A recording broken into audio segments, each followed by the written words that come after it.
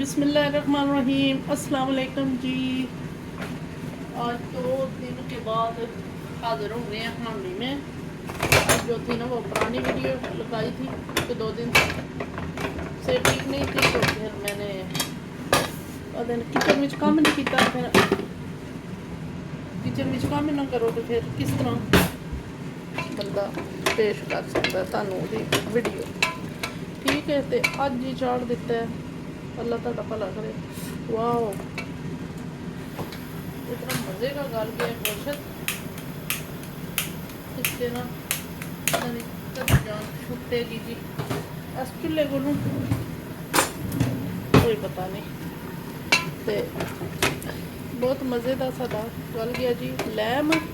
हुण इहदे विच ना सुट्टांगे असी मसाला जात। बिस्मिल्लाह। ਇਹਦੇ ਵਿੱਚ ਮੈਂ ਟਮਾਟਰ ਤੇ ਇੰਨੀਆਂ ਜ਼ਿਆਦਾ ਮਿਰਚਾਂ ਪਾਉਣ ਤਾਂ ਜਾ ਕੇ ਤਿੱਖਾ ਹੁੰਦਾ। ਅੱਛਾ ਜੀ, ਇਹਦੇ ਵਿੱਚ ਮੈਂ ਸੁੱਟ ਦਿੱਤੀਆਂ ਸੀ ਜੀ ਲਸਣ, ਅਦਰਕ ਤੇ ਪਿਆਜ਼ ਤੇ ਟਮਾਟਰ ਤੇ ਹਰੀਆਂ ਮਿਰਚਾਂ।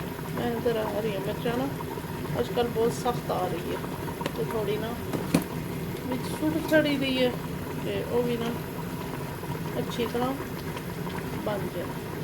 ਇਹ ਗਿਆ ਜੀ ਸਾਡਾ ਨਮਕ। ਨਮਕ ਵਿਚਾਰਾ ਤੇ ਥੋੜਾ ਹੀ ਜਾਂਦਾ, ਮਿਰਚਾਂ ਜਿਹੜੀਆਂ ਪਰ ਕੇ ਜਾਂਦੀਆਂ ਤਾਂ ਪੂਰਾ ਹੁੰਦਾ। ਤੇ ਬਾਕੀ ਹਲੇ ਤੱਕ ਜਿੰਨਾ ਮੇਰੇ ਚੈਨਲ ਨੂੰ ਸਬਸਕ੍ਰਾਈਬ ਨਹੀਂ ਕੀਤਾ, ਜਲਦੀ ਹੈ ਕਿ ਗਿਆ ਗਰਮ ਮਸਾਲਾ ਜਾ ਕੇ ਗਰਮ ਮਸਾਲਾ ਕਰੋ, ਜਾ ਕੇ ਲਾਈਕ ਕਰੋ, शेयर करो और कमेंट्स करो। सुक्का धनिया है कोई नहीं तो सारा ही ना छंड छो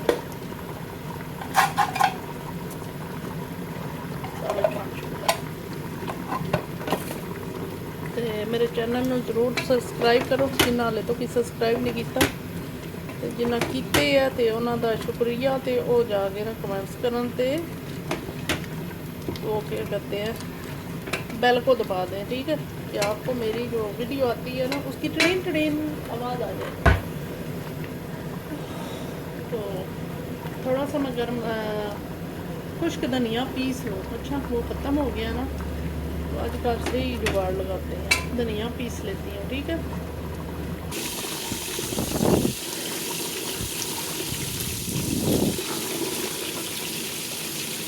ये जी हमारा वो अंदर तो धुएँ होए हैं, तुहानू तो नज़र ही नहीं आएगा है।